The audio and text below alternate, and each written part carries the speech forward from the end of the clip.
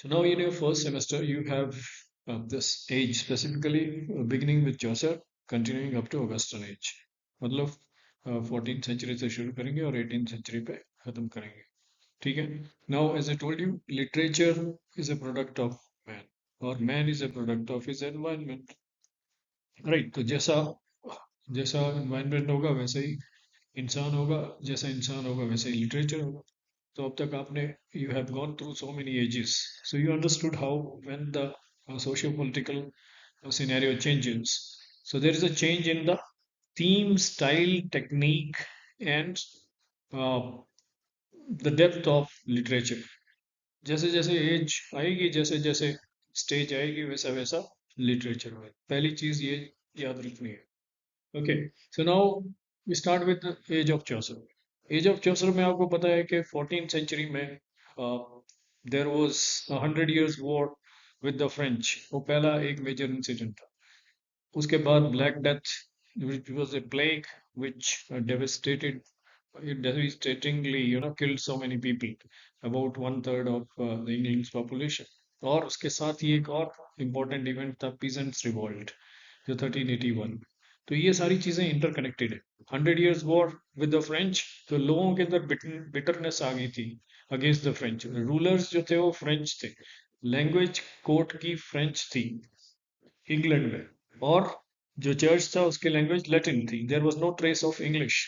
तो Geoffrey Chaucer, not single handedly but because the environment was favourable. Environment कैसे favourable हुआ?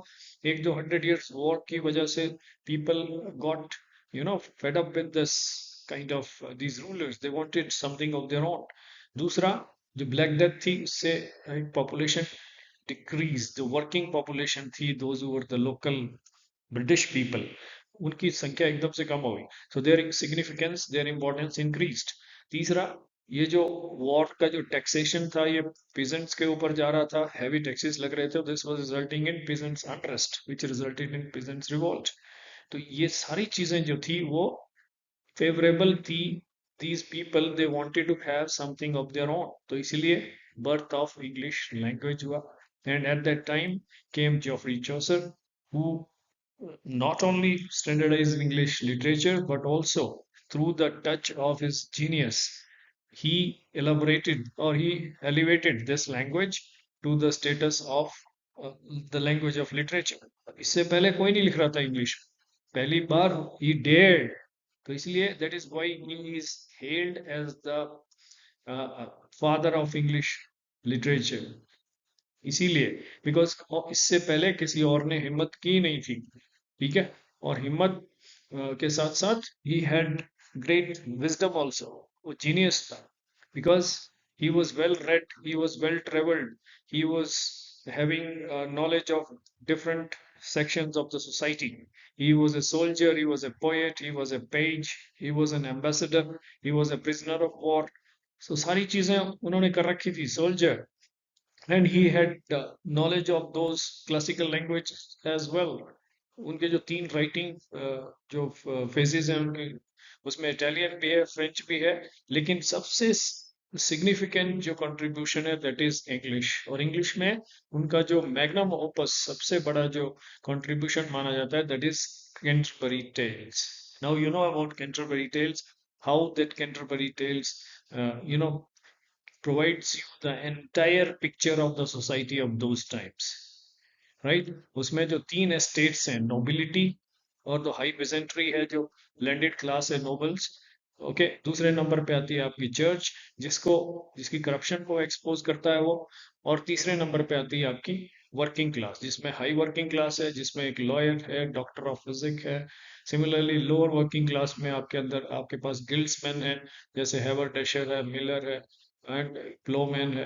Right. So this is how he brings uh, alive the picture of the society of those times. तो इसको एक literary revolution माना गया, क्योंकि पहली बार English को एक पोइटिक लैंग्वेज के लिए यूज किया गया, जिसमें जेफरी चौसर ने सारी चीजें डाली, रियलिज्म, ह्यूमर और विविड लाइवली करेक्टराइजेशन. राइट. सो एक एक एक नई चीज थी. नई कैसे थी? क्योंकि बिकॉज टिल नाउ हम लोग सिर्फ एलेगरीज लिख रहे थे. एलेगरीज मीन्स जहाँ पे आम इंसानों की बात नहीं होती थी। We were talking about great qualities. उसमें जो कैरेक्टर होते थे वो सिर्फ पर्सोनिफिकेशन ऑफ, सिर्फ पर्सोनिफाई करते थे किसको, किसी ग्रेट क्वालिटी को, जैसे ट्रुथ, ऑनेस्टी, शिवेलरी। ठीक है, तो for the first time he brought together this motley crowd of people. So Geoffrey Chaucer's role as as the father of English literature, that should be clear to you. Why he is regarded so high? उनकी जो art of characterization थी, उनके जो characters थे, how he develops them. First he describes them physically and then through their behavior. So his art of narration, how he tells a story, that is also supreme. तो इसमें आप फिर develop कर सकते हो उसको, Canterbury Tales के different characters, how he represents different strata of the society in that particular tales. तो ये सारी चीजें मिला जुला के that will give you a comprehensive answer. Right? उनके जो contemporaries थे, you know them, William Langland, John Gower और John Wycliffe. ठीक है, उनके जो मेजर वर्क्स वो आपको पता होना चाहिए. ठीक है, okay.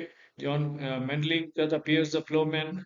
Then you have John Gower, Vox Clementis, Confessio Amantis, and we also have the Reformation started by John Wycliffe. उसके बाद हम पहुंचते हैं 15th century में. 15th century में it is generally regarded as a dark or barren age in English literature. इसको dark और barren age क्यों बोला जाता है?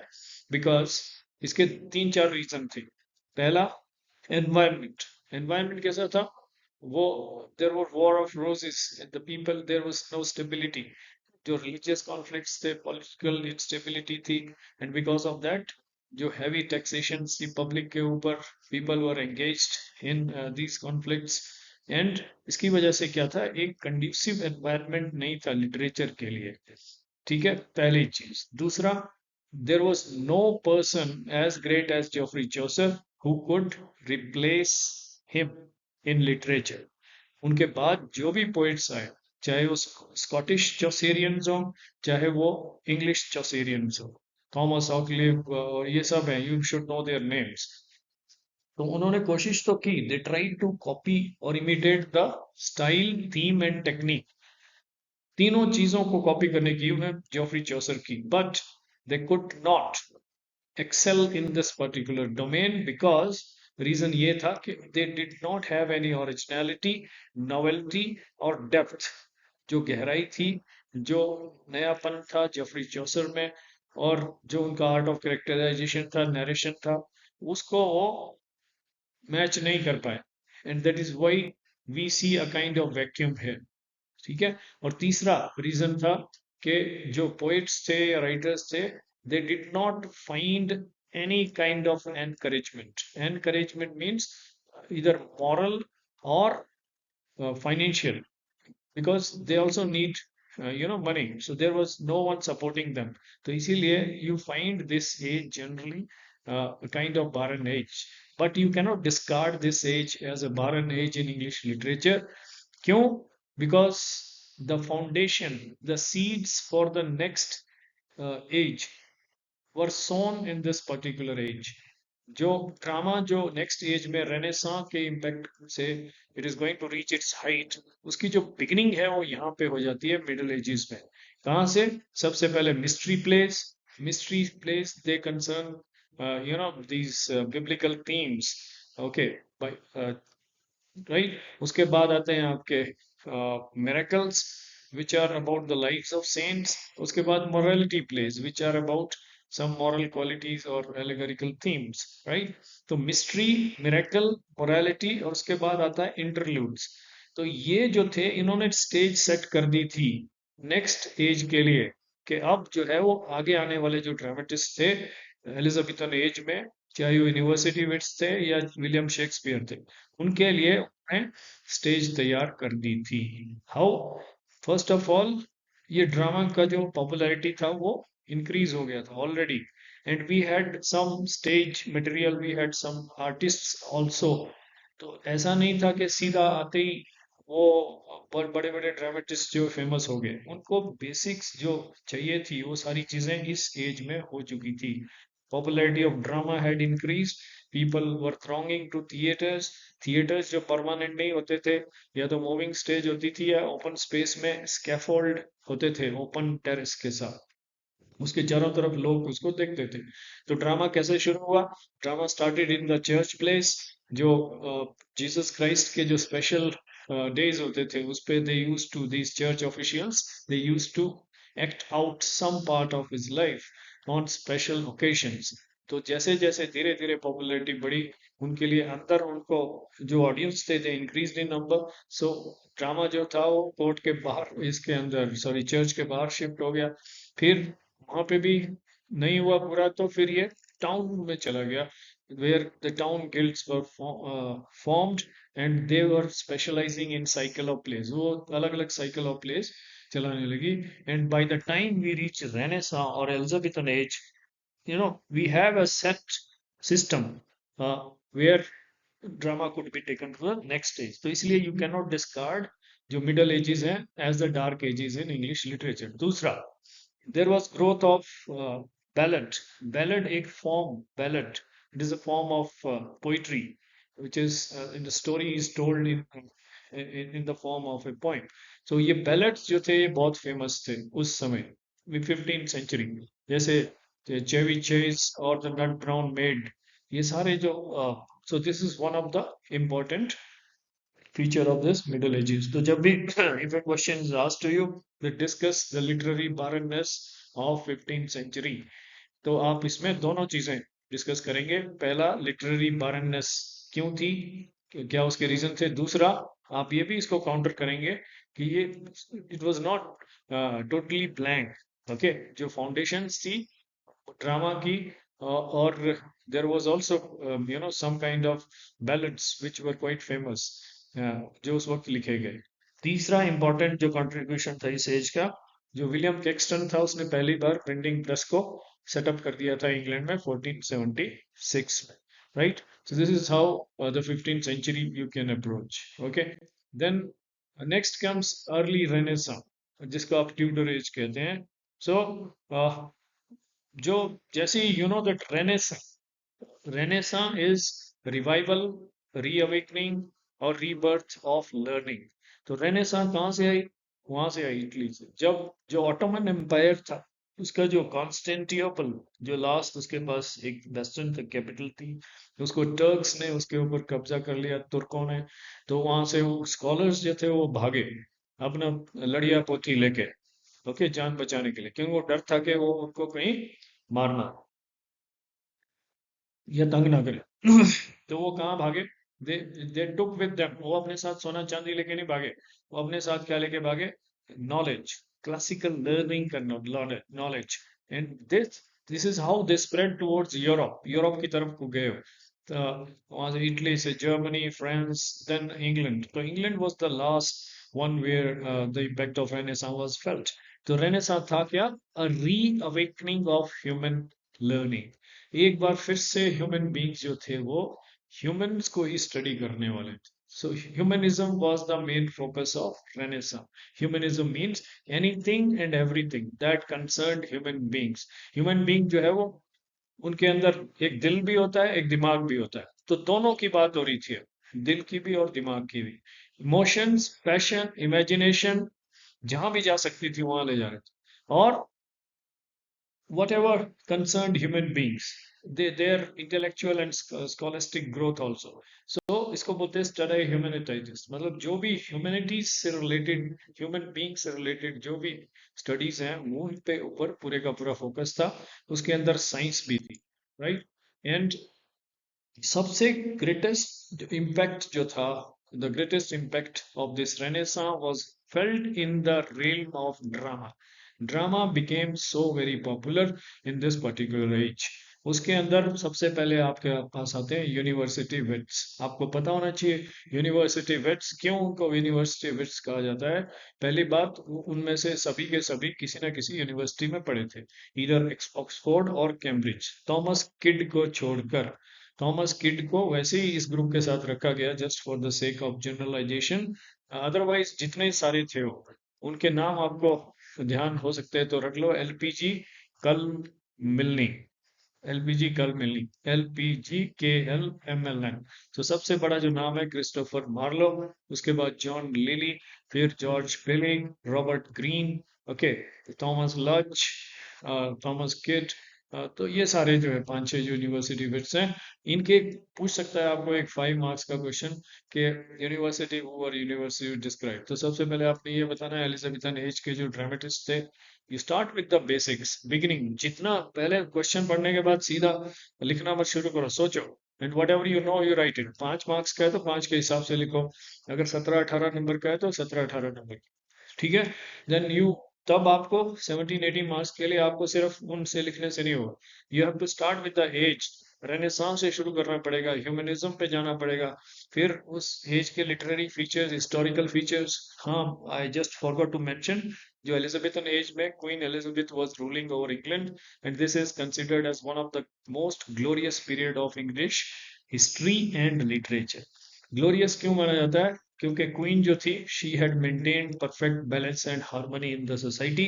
There were no religious conflicts, there were no political conflicts, and there was a great sense of patriotism, nationalism. You know, people they wanted to hear about their heroes. जो defeat of Spanish Armada था, उससे एक patriotism की spirit आई थी। England was progressing. जो adventurers थे, explorers, they were finding new lands. So England जो था वो चारों फ्रंट, तीनों फ्रंट पे, सोशल, कल्चरल और इकोनॉमिक, चारों फ्रंट, तीनों फ्रंट पे it was making great progress. So जो जो इस एज का जो टेम्पर था, उसको सबसे ज्यादा वेल सूटेड फॉर्म थी drama, and that is why drama became so very popular. फिर आप ड्रामेटिस्ट के बारे में बताएंगे। Christopher Marlowe being the greatest of the university wits, उनके जो दो चार प्लेज हैं, डॉक्टर फॉस्टर्स टेम्बरलिन, ज्यू ऑफ माल्टा, और आह, वो उनका जो ब्लैंक वर्स का यूज है, जिसको मार्लोस माइटी लाइन भी कहते हैं। और उनके साथ साथ जो बाकी जो राइटर्स हैं उनके बारे में थोड़ा बहुत जान लो। जैसे लिली है, वो अपने एक स्टाइल के लिए जाना जाता है, euphemism, using very highly decorative और ऑर्नामेंटल लैंग्वेज। या आप कुछ गलत भी कहना चाहते हो, उसको भी बड़े अंदाज में आप कहते हैं। उस वो स्टाइल जो था, that is ascribed to John Lyly. और वो बिगिनिंग ऑफ प्रोज भी माना जाता है। John Lyly, then Robert Greene, he has also written some comedies. ठीक है। तो little bit about these university wits. और उसके बाद जो क्रिस्टोफर मार्लो के बाद जो नेक्स्ट थे, that was William Shakespeare, the greatest of them all. और क्यों उनको ग्रेट माना जाता है, ये भी क्वेश्चन आ सकता है। तो सबसे पहले आपको इस एज का बैकग्राउंड बताना है। विलियम शेक्सपियर के बारे में, उनकी ज़्यादा कोई एजुकेशन नहीं थी। He had studied some grammar, high school grammar school में गए थे वो। And then he started his career as an apprentice, एक और साथ में he did odd jobs for in the theatres. Then he started revising others plays before writing his own plays. तो उसके बाद he also acted in the plays, and then his plays are collected later on by these two people, Henry Condell and Hemming। उन दोनों ने इसको first volume में publish किया। Around over 30 plays have been ascribed to William Shakespeare। And why he is great? Because his art of characterization his characters are not just types, they are fully developed characters with complex psychological insights। दूसरा, उनकी art of narration.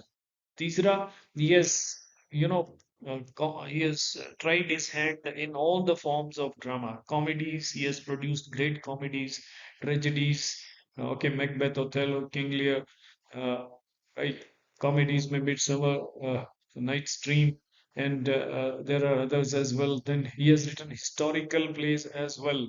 Okay, then romances towards the end of his career. So he is the supreme dramatist of his this particular age, who took the English drama to the greatest heights. Okay, और उसके साथ साथ Thomas kid, जिसको इनके साथ मिलाया जाता है यूनिवर्सिटी विट्स के साथ, वो थोड़ा revenge tragedy, tragedy of horror and revenge, उसके लिए फेमस है। राइट। तो ड्रामा था वो सुप्रीम था एलिजाबेथन एज में। अब पोइट्री की तरफ चलते हैं। पोइट्री में सबसे पहला जो कंट्रीब्यूशन था वो sonnet writing. Sonnet writing introduce किया थॉमस बेयट और हेनरी हावर्ड ने। राइट। एंड देन उसके बाद उसको आगे लेके गए एडमंड स्पेंसर, फिलिप सिडनी और William Shakespeare. And what is sonnet, आपको पूछा जा सकता है describe Elizabeth poetry in Elizabethan age, या describe the growth of sonnet writing in English literature. तो सबसे पहले बड़ा क्वेश्चन होगा, go with the historical background, then come to literary features, then come to the particular point, तभी आप उसमें 17 marks का अटेम्प्ट कर पाओगे। Otherwise if you start straight away with the particular author, then you won't be able to write. So इसीलिए एक wide approach रखो, ठीक है। फिर उसके बाद नैरेटिव पोइट्री, एडमंड स्पेंसर की जो फेरी क्वीन है वो एपिकल पोइट्री। नैरेटिव पोइट्री जिसमें कहानी सुनाई देती है, क्रिस्टोफर मार्लो की हीरोइन लिएंडर है, William Shakespeare the rape of Lucrece है, राइट। तो इसी तरह से पेस्टोरल रोमांसेस हैं फिलिप सिडनी के, एडमंड स्पेंसर के। तो लिरिकल पोइट्री है जैसे फिलिप सिडनी का Astrophel and Stella, right, defence of poesy, right. ये तो क्रिटिकल ट्रीटाइज है, right. So this is how you can approach if question is about the Elizabethan poetry। Sonnet से शुरू करो, एपिकल पे जाओ, नैरेटिव पे जाओ, लिरिकल के, या जिसको आप रोमांसेस बोलते हैं, पेस्टोरल रोमांसेस। देन प्रोज में ये फिलिप सिडनी का आर्केडिया जो एक प्रोज रोमांस है, हेक्यूल्ट का जो वोएजेस है, हॉलिनशेड्स का क्रॉनिकल्स है, वो जिससे विलियम शेक्सपियर ने बहुत सारा मटेरियल लिया अपने हिस्टोरिकल प्लेस के लिए। सो this is how you can approach this age। Now next, this glorious age ends in 1603 and with the arrival of James I। James one के साथ ही जैकोबियन एज आती है 1601 1603 टू 1625। और अब क्या है, जो एलिजाबेथन एज की जो ऑप्टिमिज्म थी, जो ग्लोरियस पीरियड था, वो अब डार्कनेस की तरफ चलता है, ठीक है। पॉलिटिकल करप्शन बढ़ जाती है, रिलीजियस कॉन्फ्लिक्ट्स फिर से खड़े हो जाते हैं, और सोशल अनरेस्ट फिर से शुरू हो जाता है, ठीक है। तो लिटरेचर जो है डार्क हो जाती है, और लोगों का टेस्ट बदल जाता है, right. They don't want to see now great heroes performing on the stage, उनको चीप प्लेजर चाहिए, वल्गर। एंड करप्शन जो है, ह्यूमन मॉरल करप्शन जो है वो शुरू हो जाती है। तो अब इस एज में ध्यान रखना, विलियम शेक्सपियर एलिजाबेथन एज से लिखना शुरू करते हैं, और 1616 तक वो लिखते हैं, 1616 ही डाइज। सो 1603 से लेके 16 तक के जो प्लेस हैं वो इस एज में भी आते हैं, तो आप उसको यहाँ भी इंक्लूड करेंगे। जो लेटर वर्क्स हैं उनके, जो मेजर ट्रेजेडीज हैं, किंग लियर, मैकबेथ, और जो रोमांसेस हैं लास्ट में जो लिखे उन्होंने, द टेम्पेस्ट, सिम्बलिंग वगैरह। और इसके साथ ही जॉन वेबस्टर, जो डार्क प्लेस हैं, मेलोड्रामेटिक, जिसमें ब्लड, रिवेंज और मर्डर के थीम्स हैं, वो अब क्योंकि डार्कनेस की तरफ जा रहे हैं, तो थीम और भी वैसे ही होंगे, ब्लड, मर्डर, रिवेंज। उसमें पहला नाम आता है जॉन वेबस्टर का, ठीक है। तो ट्रेजिक की तरफ, हम ट्रेजेडी की तरफ ज्यादा चलते हैं अभी इस एज में, जेकोबियन एज में। आपको ये भी पूछा जा सकता है, discuss the decline of drama after the Elizabethan age, और द ग्रोथ, और the trace the history of drama after Elizabethan age. तो उसमें आप शेक्सपियर के जो ट्रेजेडीज हैं उनको भी इंक्लूड करोगे, साथ में जॉन वेबस्टर जो डार्क ट्रेजेडीज लिखते थे, ब्लड, रिवेंज और हॉरर, ठीक है। उसके बाद एक इंपॉर्टेंट नाम यहाँ पे आता है बेन जॉनसन का। बेन जॉनसन जो is known for comedy of humours. मैंने समझाया आपको कॉमेडी ऑफ ह्यूमर्स क्या है, वो it is a psychopathological theory. ये वर्ड याद रखना, साइकोपैथोलॉजिकल। साइको मतलब दिमाग, और पैथो मतलब पैथोस मतलब और वर्ड। तो हमारे शरीर में जो कुछ फ्लूइड्स होते हैं उनको बोलते हैं ह्यूमर्स। जैसे ब्लड है, फ्लैम है जो आपके कफ वगैरह बन जाता है, उसके साथ ही हमारा ये पैंक्रियास, लिवर वगैरह विच सिक्रीट सम जूसेस, जिनको बोलते हैं हम ह्यूमर्स। तो ब्लैक बाइल, येलो बाइल, तो ये सारी चीजें, ह्यूमर्स जो है बैलेंस में होने चाहिए एक हेल्दी इंसान की बॉडी में। If there is an imbalance in this, then what will happen, उसी से हमारा बिहेवियर बदल जाता है, because that will result in some piquant behaviour, ठीक है। एक चेंज होगा उस बंदे को, ठीक है। तो वो जो चेंज है वो नॉर्मल सिचुएशन में एबनॉर्मल तरीके से एक्ट करेगा, और वही बन जाता है कॉज ऑफ ह्यूमर, ठीक है, या कॉमेडी। तो उसी को बोलते हैं कॉमेडी ऑफ ह्यूमर्स, ठीक है। तो अब उसी की वजह से क्या होता है, किसी इंसान में ज्यादा लालच होता है, किसी में बहुत सारी कमियां होती हैं, अपनी सेल्फ प्रेज ज्यादा सुनना चाहता है, तो कुछ जो है वो बिना बोले रह ही नहीं सकता, वो हर जगह उसको एक की चार बात करनी होती है। कोई जो है वो जहाँ 10 बोलनी होती है वो एक भी नहीं बोलते। तो reason is these humors, they are different, their constitution is different in our body। तो इस तरह से एक इंसान जो है नॉर्मल सिचुएशन में एबनॉर्मली बिहेव करता है because of imbalance of these humours. ठीक है, तो इसी को बोलते हैं कॉमेडी ऑफ ह्यूमर्स। ठीक है, और इसका सबसे बड़ा जो कंट्रीब्यूशन था दैट वाज बेन जॉनसन। आपकी जो वॉल पोनी है उसमें भी यही क्वेश्चन आएगा, describe the use of comedy of humours by Ben Jonson. Okay, तो उसमें आपको अपने उन कैरेक्टर्स हैं उनको एनालाइज करना है as per the comedy of humours. Right, इनके साथ कुछ और प्ले राइट्स भी थे जैसे बियोमन, मिडलटन, इनके नाम याद रख सकते हो तो रख लो। अगला है बहुत इंपॉर्टेंट, मेटाफिजिकल पोइट्री। मेटाफिजिकल में लगभग 20-21 बार समझा चुका हूँ। एक तरह की एक पोइटिक, एक अलग तरह की पोइट्री थी। अब तक हम क्या कर रहे थे, अब तक एलिजाबेथन एज में आते हम इमोशन, इमेजिनेशन, पैशन, इस सब की बात कर रहे थे। राइट, अब पहली बार हम क्या यूज करने लगे, दिमाग, इंटेलेक्चुअल विट। ओके, और उसके साथ कॉन्सीट्स। कॉन्सीट क्या होती है, extra ordinary comparison between two totally dissimilar things, दो बिल्कुल अलग दिखने वाली चीजों के बीच में एक्स्ट्रा ऑर्डिनरी कंपेरिजन। एग्जाम्पल है आपका जॉन डन, जैसे वो कंपेयर करता है उस फ्ली की बॉडी को कि कैसे उन दोनों के जो ब्लड है उसकी और उसकी बिलोवेड का, वो उसके बॉडी में एक हो गए। तो that means she she doesn't have to shy, उसको अब शर्माने की जरूरत नहीं है because already their their love has consummated, उनका जो विलन है उसके शरीर में हो चुका है। तो इस तरह के कॉन्सीट्स। दूसरा, वो लवर्स को कॉम्पास की दो लेग से कंपेयर करता है। कॉम्पास, समझते हो, if one remains fixed then only the other can take a circle, that means one must hold the other, right, when it tries to go away. तो इसको बोलते हैं मेटाफिजिकल पोइट्री, जिसमें दिमाग का ज्यादा इस्तेमाल होता है, जिसमें थीम लव ही है। थीम दोनों तरह का लव है, रिलीजियस जिसको डिवाइन लव बोलते हैं, और जो ह्यूमन लव है, जो कोर्टली लव या सेक्युलर लव, जो आम हीरो हीरोइन के बीच में जो, और दूसरा भगवान के साथ भी जो, वो दोनों के थीम्स हैं। लेकिन हम हम इस्तेमाल किसका कर रहे हैं ज्यादा, दिमाग का, to establish that connection. Connection हम लॉजिक से ढूंढ रहे हैं, बात हम इमोशन की कर रहे हैं, लेकिन कनेक्शन किससे ढूंढ रहे हैं, लॉजिक। कहते हैं कि हम दोनों वो कंपास की दो वो टांगों की तरह है, या एक और पोइम में वो एक दूसरे को एक हेमिस्फीयर की तरह ट्रीट करता है कि हम दोनों, तुम नॉर्दर्न हेमिस्फीयर में साउथर्न हेमिस्फीयर, हम दोनों मिले तब पूरी दुनिया बनती है। उसी तरह सन राइजिंग में वो उसको, सन को एक ओल्ड बिजी फूल कहता है और अपने कमरे को कहता है ये सारी दुनिया है, you can shine here and do your duty. So this is how you can explain metaphysical poetry. Okay. जब हम अब now we reach next stage, that is Caroline age. Caroline age, right? ठीक है, तो कैरोलाइन एज में क्या होता है, चार्ल्स वन जो है वो गद्दी पे आ जाता है। अब वो divine theory, divine right of Kings, उस थियोरी को टोटली वो फॉलो करता है। एंड इसका मतलब क्या है, divine theory, divine right theory of Kings ये कहती है कि राजा को जो हक मिले हैं वो ऊपर वाले ने दिए, तो उसको नीचे के जो ये लोग हैं इनसे पूछने की जरूरत नहीं, मतलब वो जो मर्जी कर सकता है।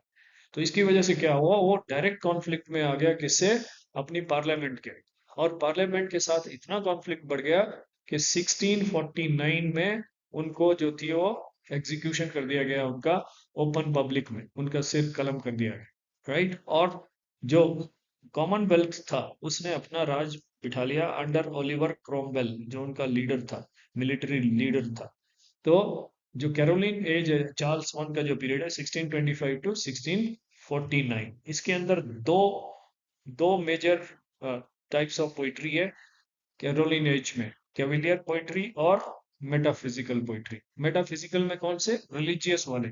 ठीक है, तो कैविलियर पोइट्री में these were the poets who wrote for the court, court के लिए, किंग के लिए, मुनाक के लिए वो लिखते थे। उनके थीम यही होते थे, love and honour and loyalty to the king. ठीक है, उसको बोलते हैं कैवेलियर पोइट्री। और उनके जो मेजर पोइट्स थे, Robert Herrick, Richard loveless, John Suckling और थॉमस कैरी। ठीक है, ग्रेसफुल लिरिक्स में लिखते थे, लिरिकल पोइट्री थी।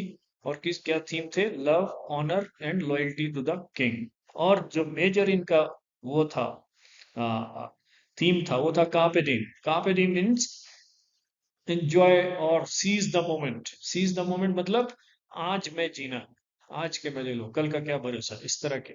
ठीक है। और कोट कोट के लिए तो cavalier poetry should be clear to you. Short question answer भी आ सकता है। कैवेलियर पोइट्री, सबसे पहले कौन से पोइट जो कोर्ट के लिए, किंग के लिए, जो were loyal to the king. और क्या थीम थे इनके, लव, ऑनर और लॉयल्टी। और इनका मेजर थीम क्या था, carpe diem, that means seize the moment या सीज द डे। राइट। उसके बाद जो मेटाफिजिकल पिछली एज से थे वो यहाँ भी लिख रहे थे, लेकिन उनके थीम रिलीजियस हो गए थे। And you can name them, जैसे जॉर्ज हर्बर्ट, हेनरी वॉन और Richard Gresham. Spiritual introspection, metaphysical का मतलब ही है सामने से परे। सामने से परे मतलब मैं, तुम्हें दिख रहा है मुझे सामने एक बेंच और एक मेज दिख रही, एक बेंच और एक चेयर दिख रही है। ठीक है, लेकिन मैं अपने दिमाग का हिस्सा इस्तेमाल करूंगा कि एक ऐसी इमेज क्रिएट कर दूंगा कि मैं उसको अपना खुदा बना दूंगा, अपना भगवान, अपना प्रेमी बना लूंगा। कि किस तरह से, जिस तरह से ये मेज और कुर्सी एक दूसरे से सदियों सदियों से जुड़े, वैसे ही मैं तुमसे जुड़ा हूं, कभी अलग नहीं हो सकता। ठीक है, सामने दिख रहा है तुमको एक मेज और कुर्सी, लेकिन हम इंटेलेक्चुअल जो मेटाफिजिकल कॉन्सीट्स हैं उनका यूज करके, इंटेलेक्चुअल विट का यूज करके उनको ट्रांसफॉर्म कर देते हैं एक extra ordinary super natural experience. That is what metaphysical poetry is. Right. और उसके बाद अब प्यूरिटन जो वॉइस थी, अब जो कॉमनवेल्थ पीरियड आया, अब इन लोगों का क्या था, they wanted to restore purity and morality in the society. अब आपको पता है डिक्लाइन शुरू हो गया था एलिजाबेथन एज के एंड में आते आते, जैकोबियन एज से। Right. Dark humour, dark tragedies, dark themes. अब यहाँ तक आते आते सोसाइटी जो थी वो मॉरली करप्ट हो गई थी पूरी तरह से। अब जब ये प्यूरिटन्स आए तो इन्होंने पहला काम किया, थिएटर को बंद कर दिया 1642 में। और जो इन्होंने बहुत सीवियर रूल्स लगा दिए, strict rules, discipline. Right. They you know band even the small pleasures, छोटे मोटे इवन फेयर्स, मेले और ये सब चीजें भी बंद कर दी, because they wanted to restore the true Christian moral order. ठीक है, they wanted to purge the society of this moral levels. और इसकी वजह से क्या हुआ, लोग जो थे वो सफोकेटेड फील करने लगे। और कॉमनवेल्थ पीरियड की या प्यूरिटन एज की सबसे बड़ी जो वॉइस बन के आए, that was John Milton. John Milton, उनकी पोइम्स आपने पढ़ी है, पैराडाइज लॉस्ट। और अर्ली पोइम्स की बात करेंगे, एल एलेग्रो, इल पेंसरोसो, लाइसिडस। और इसके साथ साथ ही was also, he wrote a great treatise on the freedom of press. वो एक prose writer. Okay, Areopagitica, freedom of press. और फिर उसके बाद Paradise Lost in 1667। Paradise Regain भी लिखा है। ठीक है। सो नाउ जॉन मिल्टन जो था वो he suited the temper of this Puritan age. उनका जो थॉट प्रोसेस था, उनकी जो एक्सप्रेशन का जो तरीका था, that suited the style of this age. और जॉन बनियन इनके साथ जो था, he is written about spiritual autobiography, the pilgrim's progress. अब 1660 में क्या होता है, जो आपके जो ये जो कॉमनवेल्थ रूलर थे under the leadership of Oliver Cromwell, और ओलिवर क्रॉमवेल जो है वो मर जाता, मिलिट्री लीडर जो था जिसने चार्ल्स वन को हटा के अपना रूल सेट किया था। उनके जो बेटा होता है, he is not that capable. So ultimately क्या होता है, फिर से लोग क्या करते हैं, चार्ल्स टू जो किसका बेटा चार्ल्स वन का था, ही फ्लेड टू फ्रांस, वो एग्जाइल में चले गए थे फ्रांस में। और अपने साथ अपने कोर्टियर्स भी थे उनके, वो वापस उनको मोनार्क बना दिया जाता है चार्ल्स टू को। इसलिए इसको बोलते हैं रेस्टोरेशन। रेस्टोरेशन होता है दोबारा से किसी चीज को वापस लाना। तो रेस्टोरेशन में चार्ल्स टू फ्रांस से आ गया। जब आया तो अपने साथ वो French morals, French values, French manners, French way of life. और वो जो उनके कोटियर्स से सारे के सारे जो थे वो इंग्लिश, जो अटायर था, इंग्लिश जो क्लोथ्स थे उसमें फ्रेंच बिल्कुल फ्रेंच की तरह they had all those things which the French did. Okay, तो ये जो लोग वापस आए यहाँ पे, और जैसे ही ये जो ढक्कन हटा, ये प्यूरिटनिज्म का जो बहुत बड़ा एक एक तरह का रिस्ट्रिक्टिव ऑर्डर था, डिसिप्लिन, वो जैसे ही निकला तो people you know they again they started engaging in all kind of immoral things. एकदम से उनको आजादी मिली, जो ये रिगरस रूल था प्यूरिटन्स का। ठीक है, तो इस एज में जो मेजर, इसको बोलते हैं नियो क्लासिकल एज, भी यहाँ पे आपका नियो क्लासिकल का शुरुआत हो जाता है। New means new classicism means following the same rules of order, form and style of old classics. Old classic कौन थे? Virgil, Homer and juvenile, right. तो ये लोग वापस उसी तरफ चल पड़ते हैं। और जो कॉमेडी ऑफ मैनर्स है, जिसकी इन्फ्लुएंस है फ्रेंच, मोलियर, वो वो यहाँ पे आके अब हावी हो जाती है। Comedy of manners, comedy of manners क्या है? अब जो लोग वहां से आए थे फ्रेंच से, वो अपर क्लास एरिस्टोक्रेटिक पीपल, वो जो उसके कोर्टियर्स थे, और राजा खुद था, उनकी कई पत्नियां थी, he had so many wives, but he did not have even a single son। तो वो सब मतलब इलेजिटिमेट रिलेशंस एंड उसी तरह के कोर्टियर्स थे।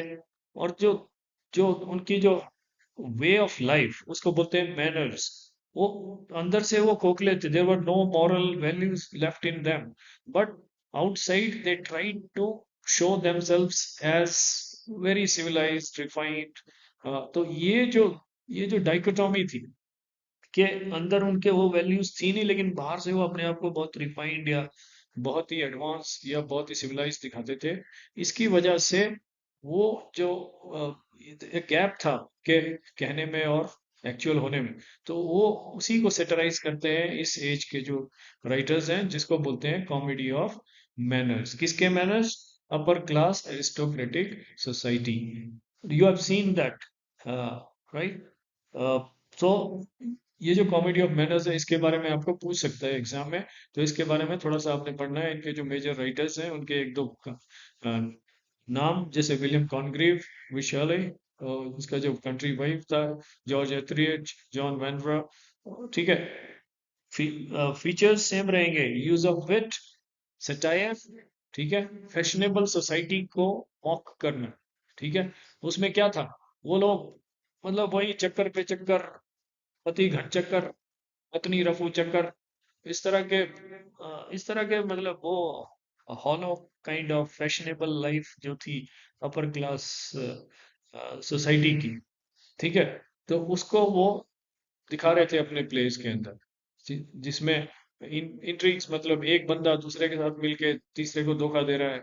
ठीक है, तीसरा जो है वो सुना है ना तुमने कि मैं उसके पीछे, वो किसी और के पीछे, और लास्ट में दुआ मांगता है कि खुदा करे वो हो किसी और के पीछे, something like that, you know. So this is how ये पूरा रफू चक्कर हो रहा था पूरा सिस्टम, और उसी को वो कॉमेडी ऑफ मैनर्स में अच्छी तरह से प्रेजेंट करते हैं।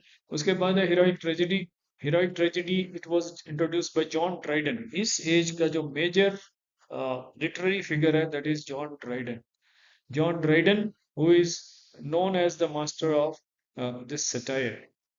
उनके जो सटायरिकल प्लेस हैं, जैसे सॉरी सटायरिकल पोइट्री है, हाँ, इस एज में आके क्या होता है, फिर से जो है वो जो फियर्स, एक एनमिटी, फियर्स एक तरह का जो कंपटीशन होता है between the two parties, the Whigs and the Tories, वो जो है वो ओपनली पब्लिक में आ जाता है, राइट।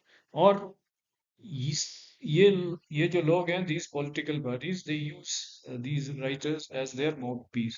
तो बहुत बड़ी बड़ी satirical जो कॉमेडीज हैं, satirical verses हैं, which are written by John Dryden, जैसे एब्सलॉम एंड अकिटोफेल है, और मैक फ्लेक्नो है। पॉलिटिकल सटायर, सारे के सारे क्या हैं? Political satire. तो that is why it is also the beginning of that neoclassical spirit। और इसी के साथ प्रोज, क्योंकि अब डिस्कशन जो थी वो सारी पॉलिटिकल, रिलीजियस और पॉलिटिकल, राइट। तो प्रोज जो था वो डेवलप हो रहा था अपने आप, प्रोज वाज डेवलपिंग। दूसरी बात, जो प्रिंटिंग टेक्निक थी वो इम्प्रूव हो गई थी। तीसरा इकोनॉमिकल हो गई थी, चौथा पीपल हैड क्वालिटी टाइम, पांचवा people were engaging in philosophical debates, उसमें कॉफी हाउसेस का कल्चर और ये सब। तो वहां पे प्रोज जो डेवलपमेंट खासकर जो एसेज हैं, जैसे जॉन, इसके बाद जो नेक्स्ट स्टेज आएगी उसमें तो ये पूरे का पूरा वैसे ही हो जाता है। तो अभी फिलहाल सैमुअल पेपिस जिसकी जो डायरीज हैं, जॉन बनियन का पिलग्रिम्स प्रोग्रेस और जॉन लॉक का एसे कंसर्निंग ह्यूमन अंडरस्टैंडिंग। तो ये तो शुरुआत थी। अब जब हम नेक्स्ट एज में जाते हैं, वेस्टर्न एज में, यहाँ पे आके ये ट्रांसफॉर्मेशन कंप्लीट हो जाती है। मतलब ये कंप्लीटली न्यो क्लासिकल एज इसको कह सकते हैं आप। इसको ऑगस्टन के नाम से ही लोग जानने लगते हैं, ऑगस्टस के नाम से। ऑगस्टस जो था, he was a very old, he existed in very ancient times. और उनका रेफरेंस यहाँ क्यों आता है? Because during the reign of emperor Augustus there existed great poets like Horace, Virgil and Juvenal। और अब इनका भूत थोड़ा है यहाँ पे, इनकी जो इंस्पिरेशन थी वो इस एज में मैक्सिमम थी। कहने का मतलब जो इस एज के जो राइटर्स थे, खासकर अलेक्जेंडर पोप और बाकी जो भी थे, वो उसी स्पिरिट को फॉलो कर रहे थे जो ऑगस्टस की एज में ये ग्रेट जो पोइट्स हुए हैं, होरेस, वर्जिल और जिवेनल, इनकी पोइट्री में जो फीचर्स थे, क्या फीचर्स थे वो? Clarity, balance and universal truth और ऑर्डर। ठीक है, फॉर्म के ऊपर ज्यादा फोकस था। इसलिए इस एज में देखते हैं आप, this is also known as the age of heroic couplet. John Alexander Pope जो है वो हीरोइक कपलेट को परफेक्ट कर देता है, परफेक्टली यूज करता है। दैट इज वाई उसको माना जाता है he perfected heroic couplet during this age. Alexander Pope is the supreme Augustan poet जो हीरोइक कपलेट को, कहाँ कहाँ उनके वर्क्स हैं, दो चार वो भी आपको याद रखने पड़ेंगे। Essay on criticism, the rape of the lock जो हमने पढ़ा था few days back, which is mock epic. ठीक है, and the Dunciad, essay on man, satire satire satire. Satire Dryden से शुरू हो जाता है और इसको पूरे का पूरा एज ऑफ सटायर ही कहते हैं। Right, then we have essayist as well, the great essayist like Tatler and Spectator. जैसा मैंने कहा कि लोगों के पास अब टाइम था, अब उनके पास with little money spend they could have access to entertainment as well as scholastic knowledge. वो जर्नल्स खरीद सकते थे, pamphlets. So this is how they targeted the middle class now. Okay, so एक मॉडर्न ऐसे जो क्रिएट किया टेटलर and Spectator ने। ठीक है, उसके अंदर वो फैशन, फूड, ये सारी चीजें वो अपने ऑडियंस को, अपने जो रीडर्स थे उनको इंस्ट्रक्शन के रूप में देते थे। Then next come Jonathan Swift, जिनका जो ग्रेटेस्ट वर्क है that Gulliver's Travels, a tale of a tub. Okay, and they are greatest work of prose satire। Alexander Pope verse satire, verse मतलब पोइटिक, और Jonathan Swift prose satire. Gulliver's Travels, आपको पता है कैसे वो एक human, जो ह्यूमन की जो is a satire on human values. Right, Gulliver's Travels, tale of the टर्न। और right, this is how he uses bitter and ironic satire, exposing human folly। Satire क्या होता है? It is a kind of humor, okay, criticism, but it has got a purpose also। इसका purpose भी होता है to expose a particular human or social folly or vice, to expose it। और साथ में क्लिनिकल पर्पस भी होता है, उसको ठीक करना भी, and to correct it। ठीक है, चाहे पॉलिटिकल करप्शन हो, चाहे सोशल वाइस हो, चाहे ह्यूमन फॉलीज हो, चाहे इंटेलेक्चुअल कुछ प्रिटेंशंस हो। राइट, तो उसको पहले क्रिटिसाइज करना और फिर to seek a kind of treatment. Right, फिर उसके साथ ही इस एज में आके हमारा इंग्लिश नॉवेल है वो भी थोड़ा थोड़ा शेप लग starts taking shape.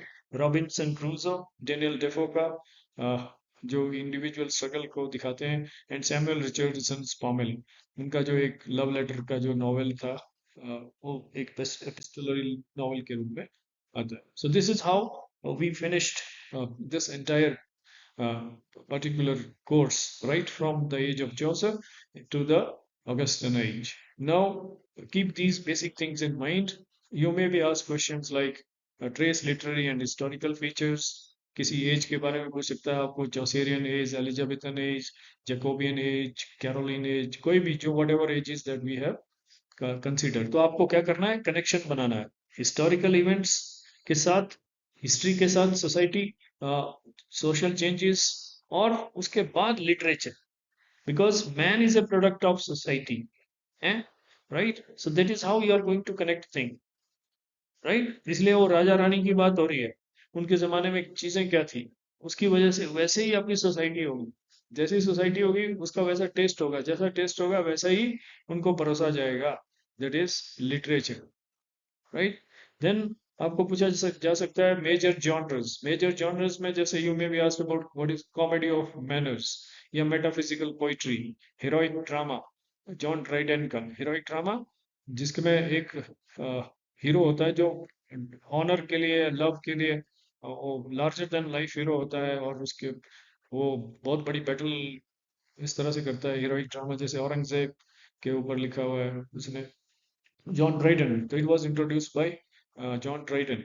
Then mock epic, which is which इसका सब्जेक्ट जो है ट्रिवियल होता है, सब्जेक्ट ट्रिवियल, सब्जेक्ट मतलब छोटा मोटा, जैसे मुर्गा मुर्गी की कहानी, लेकिन ट्रीटमेंट जो है वो एपिकल होती है। ट्रीटमेंट में जैसे राजा महाराजा या बहुत बड़ी लड़ाई में जा रहा है, उसका या लड़ाई से शहीद होके आ रहा है, वो सारी मुर्गियां रोने लगती है, तो इस तरह से मॉक एपिक, right?